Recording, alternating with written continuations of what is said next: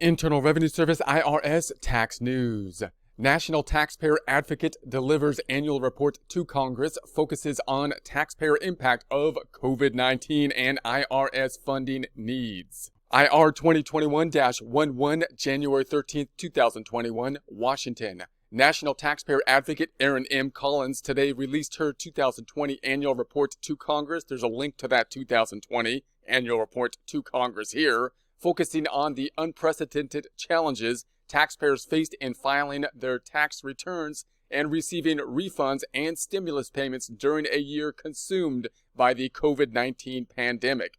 The report also finds that a roughly 20% inflation-adjusted reduction in the IRS's budget since fiscal year 2010 has left the agency with antiquated technology and inadequate staffing levels to meet taxpayers' needs. As part of the report, Collins released the 4th edition of the National Taxpayer Advocate's Purple Book. There's a link to that here. A compilation of 66 legislative recommendations designed to strengthen taxpayers' rights and improve tax administration. Quote, during 2020, the COVID-19 pandemic affected almost all facets of our lives, and U.S. tax administration was no exception, end quote. Collins said in releasing the report, quote, taxpayers could not meet in person with their tax return preparers.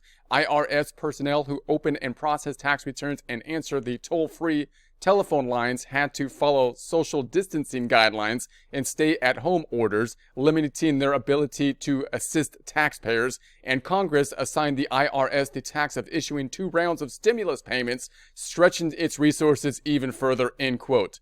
So all that is true. There's been a lot going on and a lot of the changes that have taken place and how the IRS is dealing with the effects of the pandemic here are going through the IRS in order to help to deal with that, especially with the economic impact payment distributions. And obviously they have rolled back to keep in alignment with the pandemic restrictions, things like, telephone lines are trying to get everybody to do e-filing as opposed to paper filing so that they can lessen the need for on-site services so that they have more social distancing. So all that is true. That's obviously an impact that's happening not just at the IRS, but in many areas. So back to the text. The 2020 filing season and economic impact payments. The report says the IRS, in most cases, quote, can effectively handle whatever it can automate, end quote. As a result, most taxpayers were well served. And that does seem to be the response to the IRS. Everything that they can automate, everything that they can make an electronic push, they've been going towards. They've been doing that for some time. But now that it's been increasing the push, any kind of forms that weren't electronically fileable before, they have now made electronically fileable. They're trying to get everybody to get their refunds rather than by paper check, but by direct deposit and whatnot, even dealing with debit cards and things to try to automate services. And that's partially for a response of the pandemic. Partially, it's more an efficient way to go just in general. But obviously, you can't do that for everything. So as of November 20th, 2020, the IRS has received about 169 million individual income tax returns, including about 8.4 million that were filed solely to claim stimulus payments, referred to by the IRS as, quote, economic impact payments or, quote, EIPs. So obviously part of the response to the stimulus payment was the fact that they needed the information, the IRS needed the information, and so sometimes that would require more filing of tax returns, possibly in prior years, in order to see that they were qualified to receive the economic impact payments. And of course, more filings could take place for the 2020 year in 2021 due to people trying to get the recovery rebate credit to solve any problems that could have happened based on the prepayment with the economic impact payment. So that means most likely the IRS is receiving a higher level of tax returns, although they're probably fairly basic tax returns, but in any case, a higher level of tax returns, and possibly some of which are trying to get fraudulent tax returns or whatnot, maybe in order to receive economic impact payments. So obviously the level of tax returns may be increased due in part to the economic impact payments and the need for that information so that they can be distributed. So back to the text, about 90% of returns were e-filed and therefore were not delayed by the pandemic.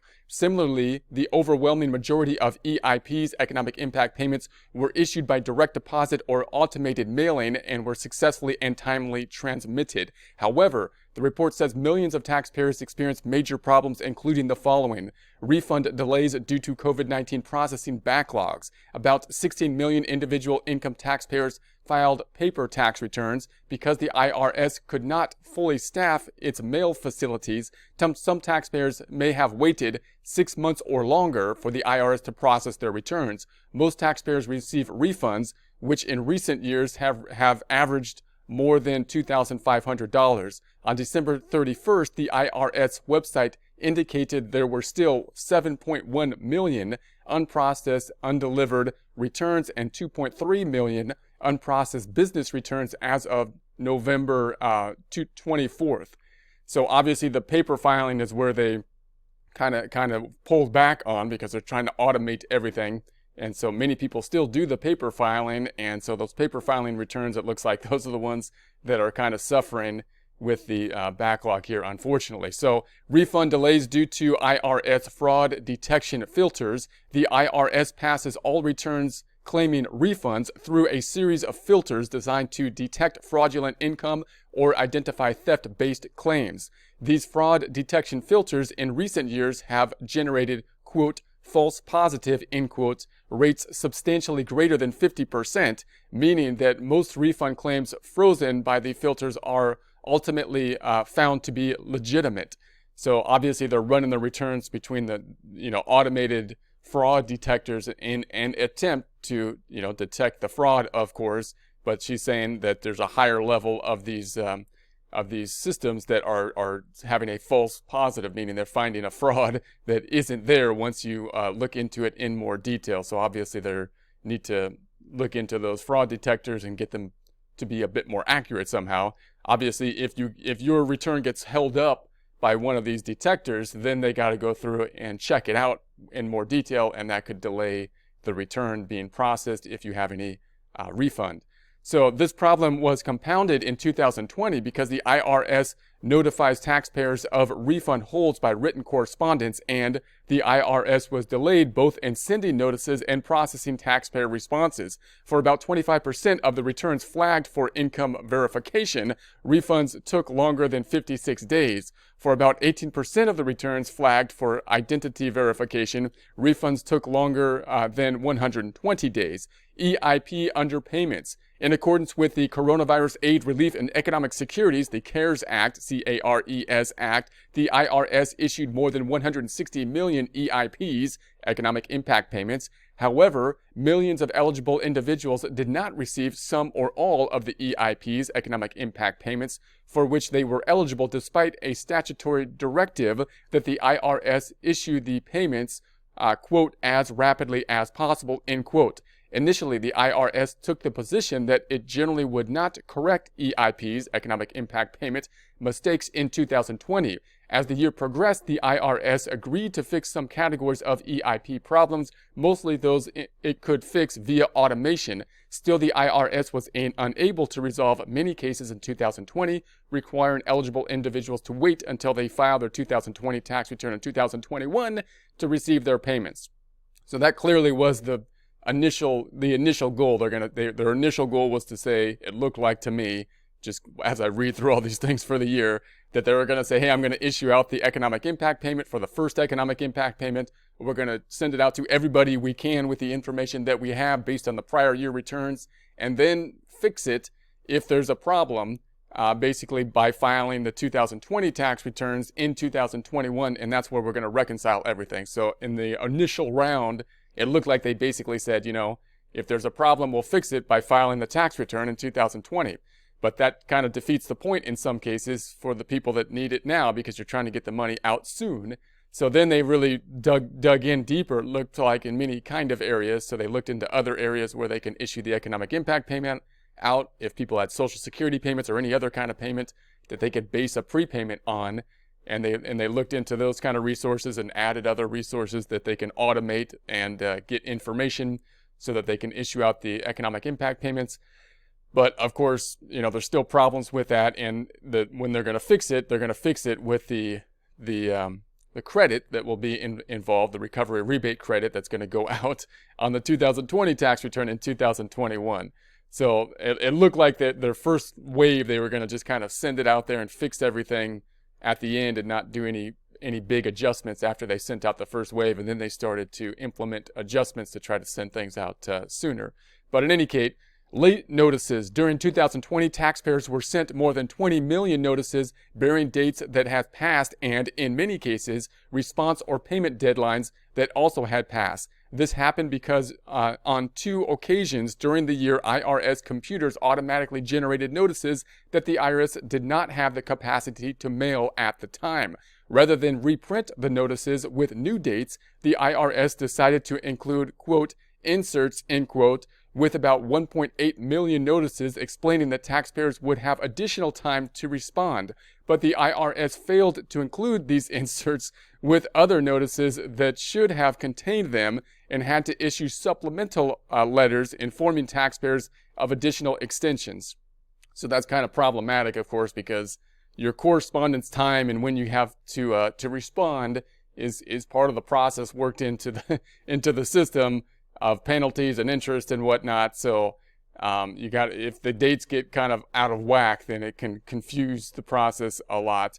So for affected taxpayers, this caused confusion and, in some cases, undue stress and concern. Among the late notices were collection notices and math error notices, where the failure to timely respond could mean loss of rights.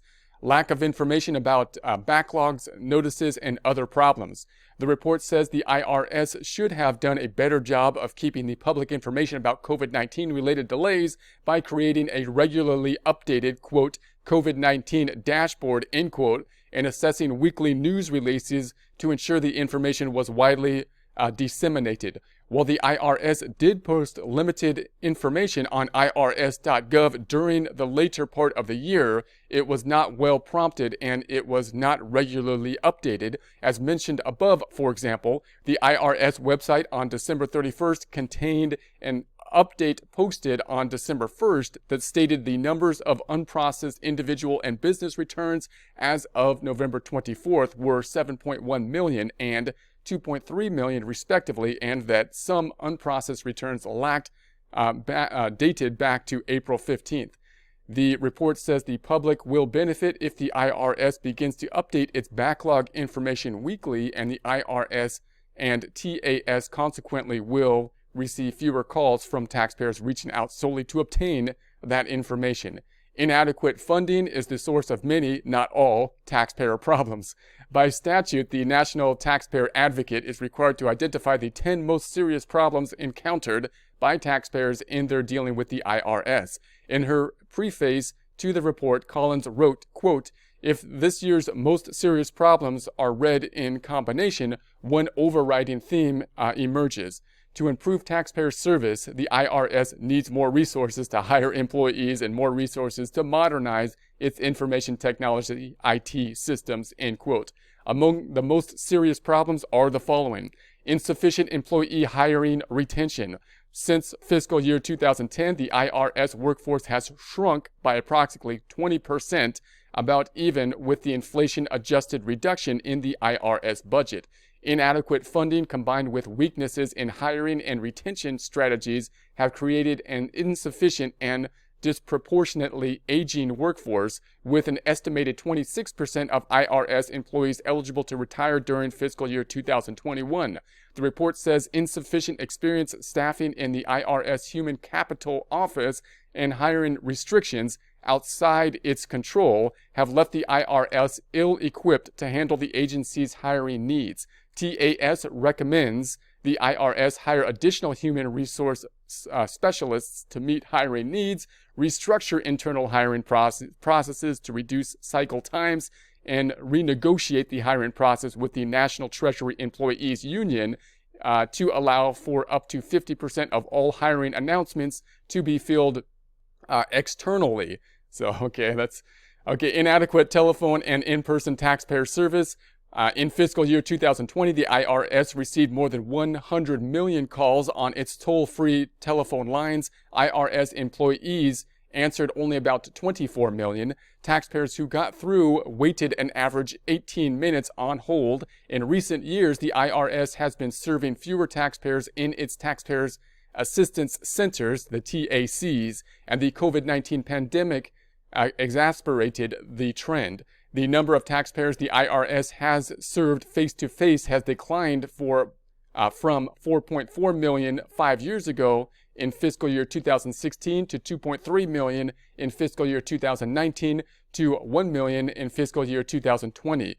To improve the telephone and TAC services, TAC recommends that the IRS prioritize the expansion of, quote, customer callback, end quote, technology and give taxpayers the option of receiving face-to-face service through video conferencing. That does seem kind of reasonable to me as well, because there's a lot of people that aren't ready for this automation type of thing. They need to talk to somebody, and if they could see somebody, that would be even better, and they'd be happy to go and actually visit somebody if that was available to them a lot of times. So the automation works for a lot of things, but a lot of people kind of still need to talk to someone. But in any case, limited functionality of online taxpayer accounts. The report says online taxpayer accounts are plagued by limited functionality. For example, taxpayers generally cannot view images of past tax returns or IRS notices or proposed assessments, file documents, or update their addresses or the names of authorized representatives.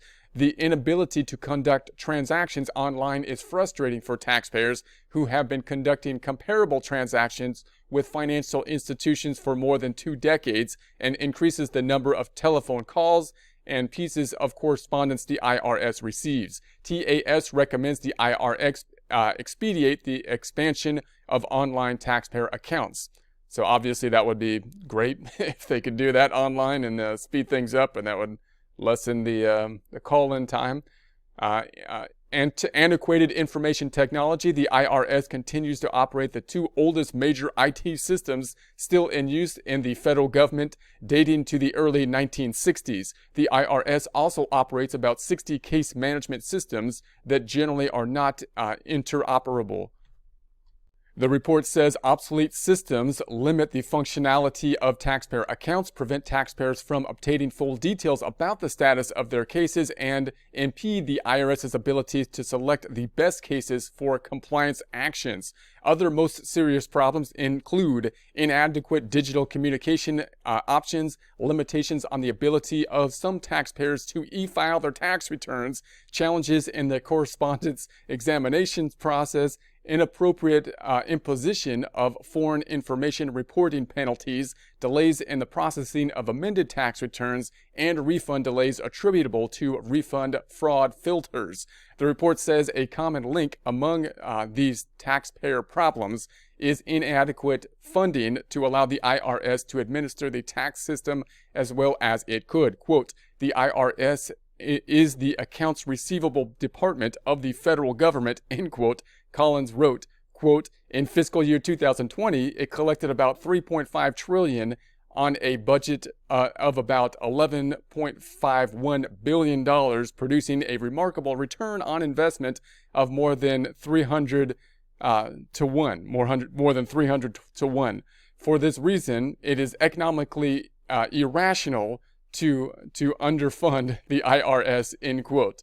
So the report says the IRS needs more funding to hire enough customer service representatives to answer taxpayer telephone calls, and significant additional funding to modernize its IT systems. The IRS has developed a roadmap known as the, quote, Integrated Modernization Business Plan, end quote, that would replace legacy systems with modern technology systems and enable the agency to provide improved service to taxpayers and deliver long-term budget efficiencies. The IRS has estimated it will require between $2.3 billion and $2.7 billion in additional funding over the next 6 years to implement this plan. Yet, in fiscal year 2020, the Business System Modernization Account was funded at only $180 million.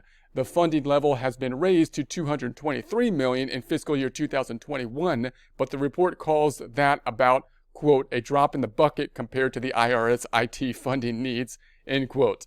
So the report points out that the IRS recently developed comprehensive multi-year plans to improve taxpayer services and modernize its IT systems as required by the Taxpayer First Act. Included in the plans are initiatives TAS has been proposing for several years, quote, including customer callback, robust online accounts, a focus on resolving taxpayer issues at the earliest possible time, and the use of digital tools to improve service, end quote. Collins wrote that the plans, if implemented, quote, will be a game changer for taxpayers, end quote, but noted they are dependent on funding. So the National Taxpayer Advocate, quote, Purple Book, end quote, of legislative recommendations. The National Taxpayer Advocate's 2021 Purple Book proposed 66 legislative recommendations for consideration by Congress. Among them are the following.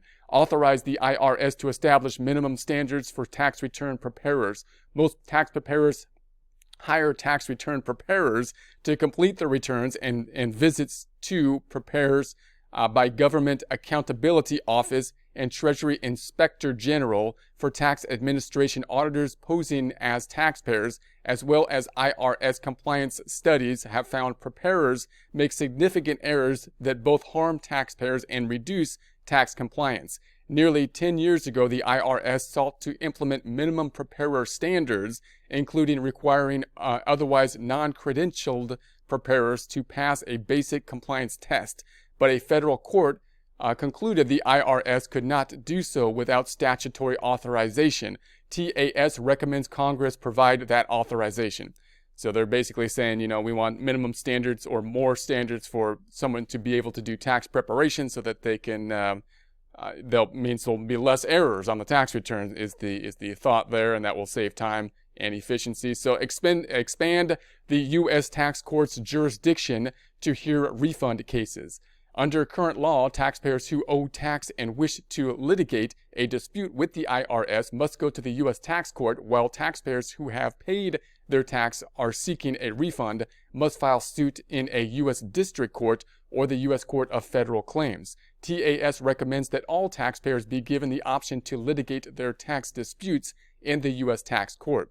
Restructure the Earned Income Tax Credit, the EITC, to make it simpler for taxpayers to reduce improper payments. So TAS has long advocated for dividing the EITC, which is the Earned Income Tax Credit, into two separate credits. The one, a refundable worker credit based on each individual worker's earned income, irrespective of the presence of a qualifying child, and two, a refundable child credit that would reflect the costs of caring for one or more children. And this does kind of make sense that the Earned Income Tax Credit, although I like the idea behind it because it incentivizes income, economists like it, it's kind of confusing. You know, they might be able to break it down if they can make that thing a little bit easier, because they're making it's the most confusing credit, and it's going to the people that, you know, are probably least likely to, you know, need to deal with that confusion. So when they're filing their tax returns. But in any case, for wage earners, claims the worker credit could be verified with nearly 100% accuracy by matching income information on tax returns against income information on the Forms W-2, thereby reducing the improper payment rate to those claims in nearly zero. So the portion of the EITC that varies based on family size would be combined with the child tax credit into a single family credit. That kind of makes sense. Increase the annual award cap for low-income taxpayer clinics, the LITCs. When the LITC Matching Grant Program was established as part of the IRS Restructuring and Reform Act of 1998, Internal Revenue Code IRC 7526 limited annual grants to no more than $100,000 per client. The cap was not indexed for inflation, and as a result, the per clinic grant maximum is worth much less today. In light of significant value LITC provide, TAS recommends that Congress increase the per clinic cap to $150,000 and index it to raise with inflation. And again, that kind of makes sense because these are some of the people that can help people that, you know, can't do the automated stuff as easily and need some more in-person assistance. And there are a good number of people that would seek in-person assistance if it were available. So require taxpayer consent before allowing IRS counsel or compliance personnel to participate in IRS Independent Office of Appeals conferences. Historically, the IRS's counsel and compliance functions provided input into appeals conferences via taxpayer case files and, if a case was particularly large or complex, at a pre-conference. However, they generally did not attend appeals conferences with taxpayers. In October 2016, Appeals revised its rules to allow appeals officers to include personnel from counsel and compliance in taxpayer conferences as a matter of routine. The report says this change undermines Congress's intent to, quote, reassure taxpayers of the independence, end quote, of appeals. TAS recommends that Congress require appeals to obtain advance taxpayer consent before including counsel or compliance personnel in any conference between appeals and a taxpayer. Clarify that the taxpayer may raise innocent spouse relief as a defense in collection proceedings and bankruptcy cases. So innocent spouse release, you're talking about two spouses, one spouse possibly doing something wrong, the other spouse having some kind of innocent spouse release due to the fact that they're both filing kind of tax returns, but one person may not have any knowledge and therefore shouldn't be held to the same capacity possibly as another. That's my interpretation here, or broad or short interpretation of it. So Congress has enacted rules to relieve, quote, innocent spouses, end quote, from joint and several liability in certain circumstances. If the IRS denies a taxpayer's request for innocent spouse relief, the taxpayer generally may seek review of the adverse determination in the tax court. However, the tax court does not have jurisdiction to over collection suits arising under IRC sections 7402 or 7403, or over bankruptcy proceedings arising under Title 11 of the U.S. Code. Courts have reached inconsistent decisions about whether taxpayers may raise innocent spouse relief as a defense in those categories of cases, undermining the innocent spouse protections and potentially resulting in differing treatment of similarly situated taxpayers. TAS recommends Congress clarify that taxpayers may raise innocent spouse claims in all such proceedings. So clarify that the National Taxpayer Advocate may hire independent legal counsel. IRC Section 7803C requires the National Taxpayer Advocate to operate independently of the IRS in key respects. To help ensure this independence, the Conference Committee report accompanying the IRS Restructuring and Reform Act of 1998 stated, quote, the conference intended that the National Taxpayer Advocate be able to hire and consult counsel as appropriate, end quote. This is similar to the statutory authority Congress has granted inspectors general to ensure their independence. Until 2015, the National Taxpayer Advocate was unable to hire attorneys to advise her, advocate for taxpayers, and write key sections of her two statutory mandated reports to Congress. But the Treasury Department at that time began to enforce a policy that requires all attorney advisors in the department to report to the General Counsel absent a statutory exception. To enable the National Taxpayer Advocate to continue to advocate for taxpayers effectively and independently, TAS recommends that Congress authorize the advocate to hire attorney advisors that report directly to her.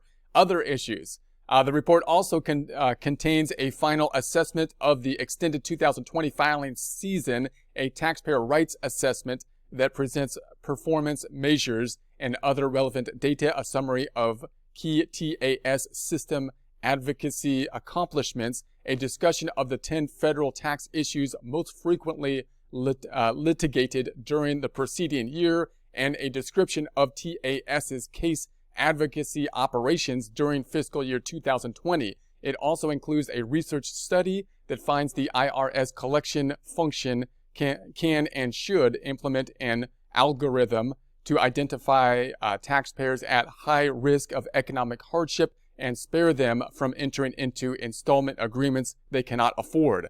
Please visit the annual report to Congress for more information. There's a link to that here. In addition, the TAS has recently released an online digital roadmap tool. There's a link to that here that will assist taxpayers in navigating the complexity of the tax system. By entering a notice or letter number, taxpayers can determine where they are on the roadmap, why they received the notice or letter, what rights they have, what they must do next, and where they can get additional help. Related items. So we have the complete report of the 2020 annual report to Congress, executive summary here, the purple book. There's links to those items here about the Taxpayer Advocate Service. TAS is an independent organization within the IRS that helps taxpayers and protects taxpayers' rights.